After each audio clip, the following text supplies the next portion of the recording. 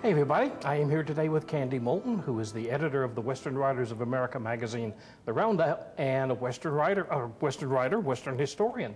Candy, hi. Hi there, how are you today? I'm fine, welcome to town. You're here, why? What are you doing in Oklahoma City? Came down for the Western Writers of America convention that's going on all week. We're doing some events at the Reed Center, I guess it is, out in Midwest City, and we'll also have events out at the Cowboy Hall of Fame. We have our book signing there on Friday night, and we have our Spur Awards banquet, which will be held on Saturday evening, where we recognize all the winning writing for the past year in a variety of categories. All right, this is the big conference. This is a big conference, and for us, it's kind of a reunion. We get together once a year, and we're all just a big family, really. So it's a lot of fun to see all of your writing friends from the year. So. Well, Candy, your latest book is from the American Hero series. It's on Chief Joseph. It's called Chief Joseph, Guardian of the People. Tell us a little bit about who he is for people who don't know who Chief Joseph was. Chief Joseph is certainly one of the recognized Indian leaders of the 19th century, and he was a Nez Perce. He was born in the Wallowa Valley of eastern Oregon, northeastern Oregon, and became most well known in 1877 when his band of Indians was being forced to move on to the reservation in Idaho, at Lapwai, Idaho. And they resisted, and he led the people, he and other leaders. He was not the only one. There were certainly other Nez Perce leaders involved.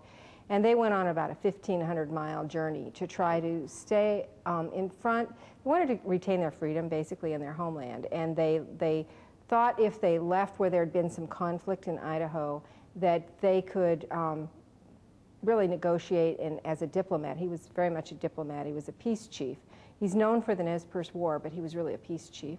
So they went across this long trail that took them across from Oregon, crossed Idaho, into Montana's Bitterroot Valley, back into Idaho, in through Wyoming, crossed Yellowstone National Park, then back up into Montana, and they were headed north toward toward Canada, where they thought that they could find refuge with Sitting Bull when they finally were captured by the army that had been chasing them that entire time. Okay, so they were settled. They weren't hunters-gatherers. No, not at all. The Nez Perce tribe was in the Columbia Basin, the Columbia Plateau tribe, one of the more powerful tribes in that area of the United States. They're known for a number of things. They were known very peacefully with settlers and the early explorers. When Lewis and Clark came through into that area, the Nez Perce helped them significantly in providing them information, gave them food. They had come across Lolo Pass and were literally starving. They'd run out of food, and the Nez Perces helped them. And so they were very friendly to the white people and the folks who were moving into their territory. Chief Joseph, whose father, incidentally, was also Chief Joseph, and if you go out in that country today, you will hear people talk about young Joseph. That's the one I wrote about, is young Joseph, the most well-known. But then his father was Joseph, and they called him Old Joseph. And so they tried very hard to retain their land in a peaceful way. There were never any wars with the Nez Perce and whites. There were some conflicts, certainly, but they had never really gone to war. They'd been very peaceful their whole lives. So the Nez Perce, they were not Hollywood Indians? Not at all. Not at all. Okay. No.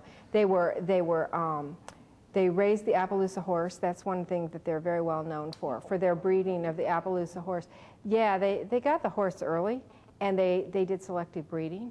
And through their selective breeding that they did, they developed what is known as the Appaloosa, and with the bright markings and colorings and stuff, and very signature. I mean, that's a signature animal for them. They were a powerful tribe among the tribes in their territory in the Columbia Basin. They were the most powerful.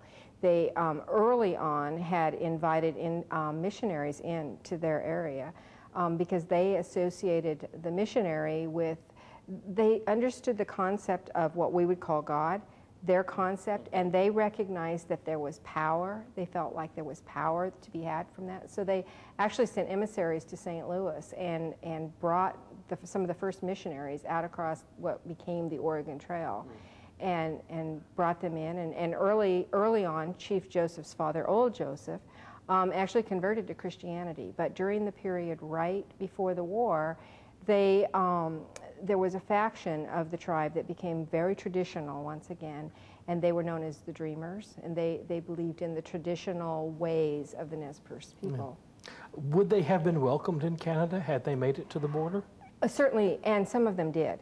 And what happened is when they got up, the last battle that they had 2 or 3 battles along the way with the troops that were following them and intersecting them at different places. And the last battle, the Bears Paw battlefield in northern Montana, about 40 miles from the border, some of them made it. They escaped when the soldiers came, and it was General Miles who came. And they escaped and they made it into Canada, and then as they were surrounded, it became a siege, really, and it was like 4 days that they were there in this battlefield and the troops surrounding them.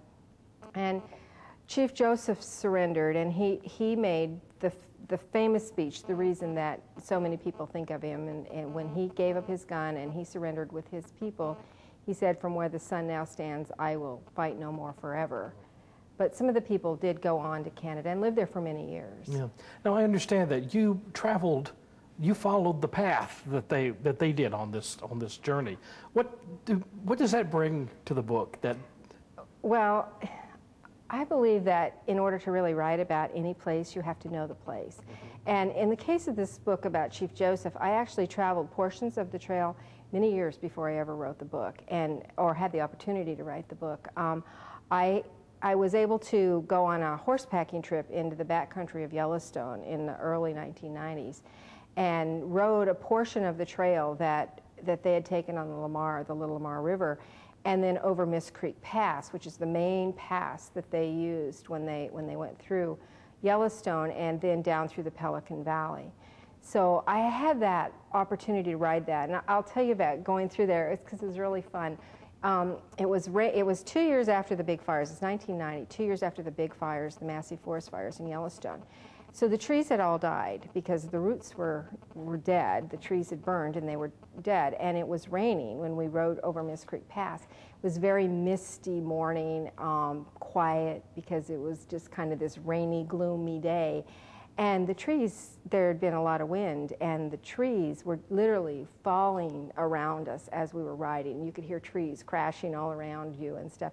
But it was wonderful to be there, and you was kind of just alone with your own thoughts. I knew where I was. I knew I was on the Nez Perce Trail, and so that was fun. And then I do a lot of travel writing. I write for a lot of magazines, and in the course of that, I had been to the major battle sites in Montana, the Big Hole, which was one battle in August that they had, and another battle site, which is the Bears Paw, where everything basically ended for them. So I'd done that, and then as I began actually researching and writing the book, I went to the sites in Oregon and Idaho, because I had not been there. It sounds absolutely wonderful. Yeah. We were going to talk a little bit about the Roundup magazine and your job as an editor, but we're not. We have run out of time. Run out of time. I am so sorry for that. That's okay. Because that would have been fascinating to know too. Been chatting with Candy Moulton, the author of Chief Joseph, Guardian of the People, and it is available now in paperback, is it not? That's correct. Okay, and of course it's also available at your neighborhood library. Candy, thank you very much for coming in. Thank you very much for having me. All right.